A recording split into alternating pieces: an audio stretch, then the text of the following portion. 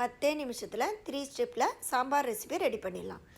1 cup பருப்பு எடுத்து 2 cup தண்ணீர் விட்டு மஞ்சத்தூள் சேர்த்து 3 விசில் விட்டு இறக்கிக்கலாம். நல்லா வெந்திருக்கு பாருங்கள் சாம்பார் பருப்பு 3 விசிலில்.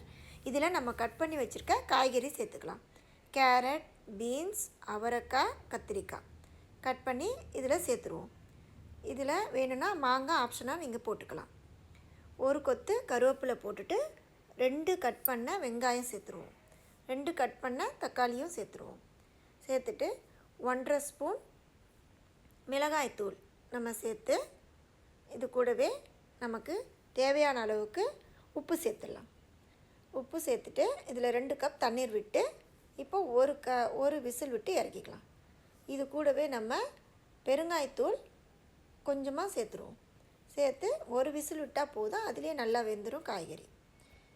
இப்போது நம்ம இதுக்கு தாளிப்பு ரெடி பண்ணிடலாம். கேஸில் பேனை வச்சு ஆயில் விட்டு கடுகு, சீரகம் சேர்த்து அது நல்லா பொரிஞ்சு வந்ததும் இதில் நம்ம கரைச்சி வச்சுருக்க புளியை சேர்த்துப்போம். இது கூடவே கொஞ்சம் கருவேப்பிலையும் சேர்த்து அது பொரிஞ்சு வந்ததும் புளிக்கரைசலை சேர்த்துடலாம். புளிக்கரைசல் நல்லா கொதி வரணும். அப்போ தான் அதோட புளிப்புத்தன்மை நமக்கு சாம்பாரில் டேஸ்ட்டாக இருக்கும். இப்போ இது நல்லா கொதித்து வந்ததும் நம்ம இறக்கி வச்சுருக்க சாம்பாரில் தாளிப்பை சேர்த்துருவோம்.